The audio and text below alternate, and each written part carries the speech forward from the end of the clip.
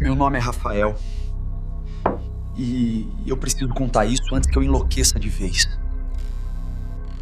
Era 00:15 quando eu voltava sozinho pela estrada velha do interior. Aquela que ninguém mais usa. Foi quando eu a vi.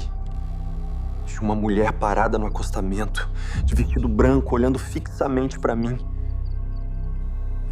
Eu não sei por que parei. Juro que algo me obrigou. Ela abriu a porta, entrou, e o ar ficou gelado. Com uma voz fraca, sussurrou: "Leve-me até a igreja. Estou atrasada." Dirigi tremendo, até olhar para o lado. O banco estava vazio. Só o cinto preso. Ficou uma marca molhada no banco, como se alguém encharcado tivesse estado ali. Essa não é apenas a história de Rafael. É a história de dezenas, talvez centenas de pessoas que nas últimas 5 décadas juraram de pés juntos ter vivido a mesma experiência aterrorizante. Motoristas, caminhoneiros, taxistas, pessoas comuns que jamais se conheceram, mas que relatam com detalhes assustadoramente idênticos o encontro com algo que não deveria existir. Essa é a lenda da noiva fantasma das estradas brasileiras. E o mais perturbador, ela não é apenas uma lenda urbana inventada ao redor de fogueiras. Existem registros, existem documentos, existem túmulos reais e testemunhos que nunca foram explicados. Tudo começou há mais de 50 anos, numa pequena cidade do interior de Minas Gerais, chamada Santo Antônio das Almas Perdidas. Sim, esse é o nome real do lugar, e não é por acaso. No dia 13 de junho de 1973, uma jovem chamada Maria das Dores estava prestes a realizar o sonho de sua vida: casar-se na igreja matriz da cidade com seu noivo, um homem de família tradicional chamado Joaquim. Mas Joaquim nunca chegou à igreja, enquanto Maria esperava no altar, vestida com o mais belo vestido branco que sua família conseguiu comprar, com o véu rendado cobrindo seus olhos ansiosos. As horas passavam. 1 hora, 2 horas, 3 horas. Os convidados começaram a sussurrar. Alguns saíram, outros ficaram por pena. E Maria? Maria permaneceu ali, em pé, segurando o buquê de rosas brancas, recusando-se a aceitar que tinha sido abandonada. Ela repetia, como uma oração desesperada: "Ele vai vir. Ele prometeu. Ele vai vir." Quando o sol se pôs e a igreja ficou vazia, o pai de Maria, um homem de coração partido, a levou de volta para casa. Mas Maria não falava mais, não comia, não dormia. Apenas olhava para o nada, segurando o buquê que já começava a murchar. 3 dias depois, na madrugada do dia 16 de junho, Maria saiu de casa, vestindo o mesmo vestido de noiva. Ela caminhou descalça pela estrada de terra que levava à igreja, carregando as flores, já completamente murchas. Ninguém sabe exatamente o que aconteceu naquela noite. O que se sabe é que na manhã seguinte encontraram o corpo de Maria caído no meio da estrada, a poucos metros da igreja. O vestido estava sujo de terra e rasgado. O véu cobria seu rosto. E suas mãos ainda seguravam com força sobrenatural o buquê morto. A causa da morte nunca foi totalmente esclarecida. Alguns dizem que foi o coração partido, outros que ela simplesmente perdeu a vontade de viver.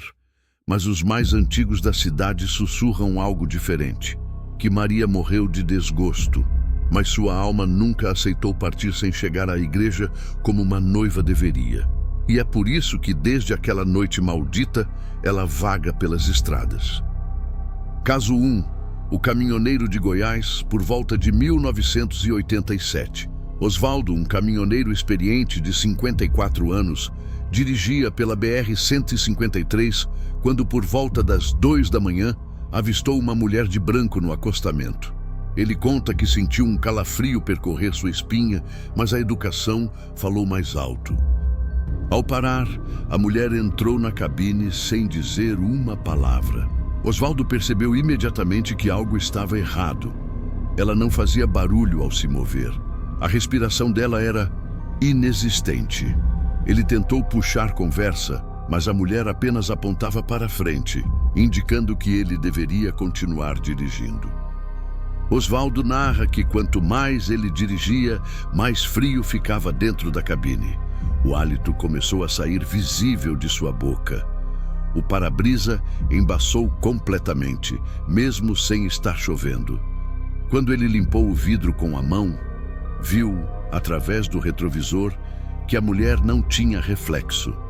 Apavorado, Osvaldo pisou no freio com força. O caminhão derrapou.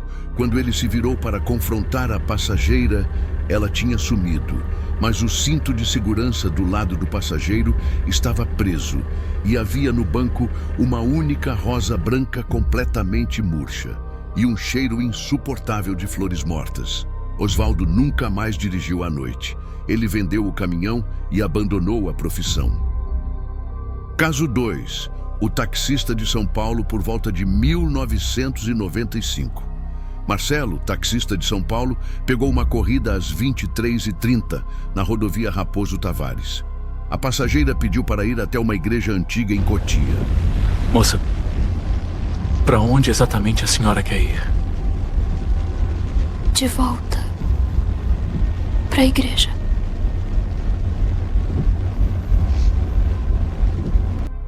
Durante o trajeto, ela permaneceu em silêncio absoluto.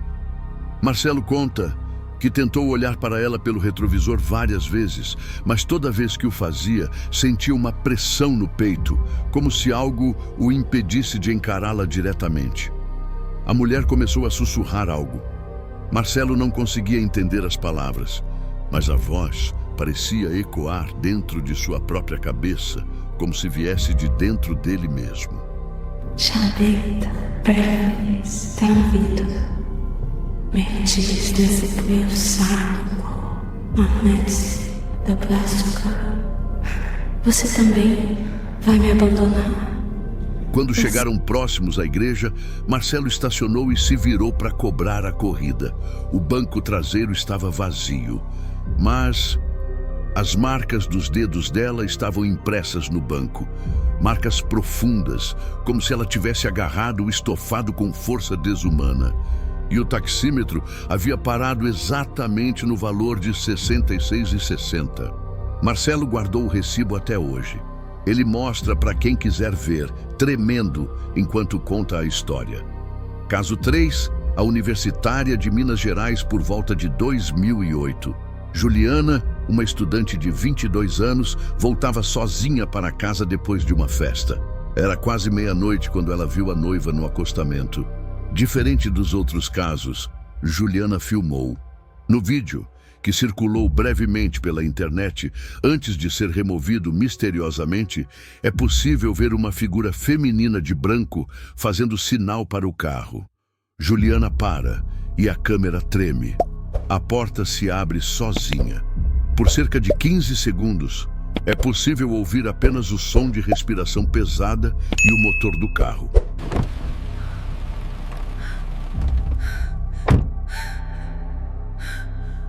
Então, uma voz feminina, distorcida e metálica sussurra: "Você também vai me abandonar." A câmera cai no chão do carro. Ouvem-se gritos. Quando a imagem volta, o carro está parado no meio da estrada com a porta do passageiro aberta. E Juliana está sozinha, chorando descontroladamente. Ela nunca quis falar sobre o que aconteceu nos segundos em que a câmera estava no chão.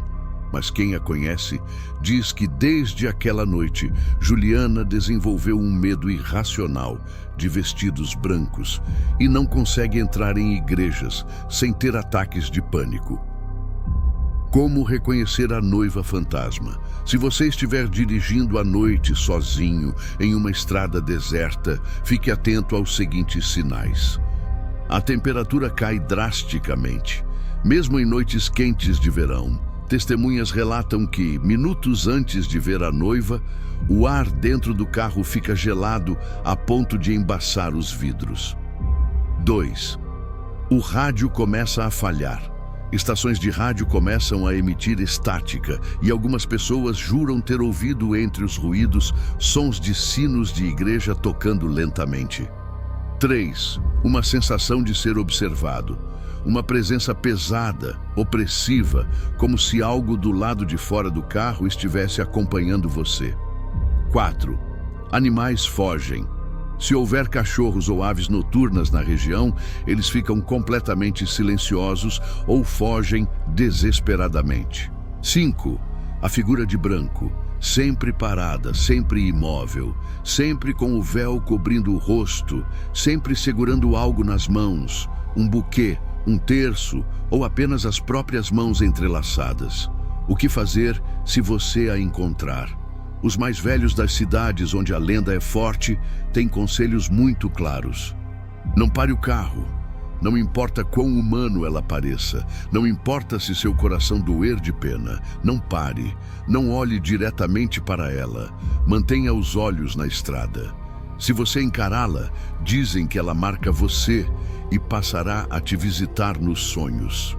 Não fale com ela. Se por algum motivo ela já estiver dentro do seu carro, não responda às perguntas dela. Não pergunte nada. Apenas dirija até a próxima área iluminada e saia imediatamente do veículo. Reze. Muitos acreditam que orações de proteção podem afastá-la. Um homem relatou que, ao começar a recitar o Pai Nosso em voz alta, a noiva começou a gritar e desapareceu instantaneamente. A verdade que ninguém quer aceitar. Aqui está o que torna essa lenda verdadeiramente aterrorizante.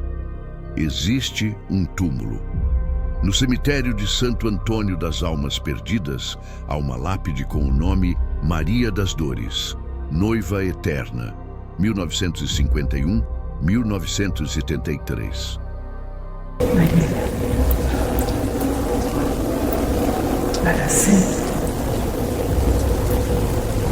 Noiva, vem comigo. E segundo o zelador do cemitério, toda semana aparecem flores frescas sobre o túmulo, mas ninguém sabe quem as deixa. Existem registros policiais. Entre as décadas de 70 e 90, pelo menos 12 boletins de ocorrência foram registrados em diferentes delegacias de Minas Gerais, Goiás e São Paulo, relatando encontros com mulher fantasmagórica em trajes de casamento. Todos foram arquivados como alucinação por fadiga. Os acidentes inexplicáveis. Há trechos de estrada onde, estatisticamente, acontecem mais acidentes noturnos do que deveriam. Motoristas alegam ter desviado de uma mulher de branco que surgiu no meio da pista. Quando investigadores vão ao local, não encontram corpo, não encontram pegadas, mas encontram o veículo destruído. Então me diga, você ainda acha que é apenas uma lenda? Que é apenas imaginação de gente cansada dirigindo de madrugada? Talvez seja. Ou talvez, apenas talvez, Maria das Dores ainda esteja lá fora, esperando, caminhando pelas estradas vazias, segurando seu buquê de flores mortas, procurando alguém que finalmente a leve até a igreja onde seu coração foi destroçado. E a pergunta que fica é, por que ela desaparece dentro dos carros? Alguns dizem que quando ela finalmente aceita que aquela pessoa também vai abandoná-la, ela simplesmente desiste novamente e volta para o acostamento, para esperar o próximo, e o próximo, e o próximo, até que talvez alguém finalmente a leve até o altar. Da próxima vez que você estiver dirigindo sozinho, à noite, numa estrada deserta, olhe bem para o acostamento.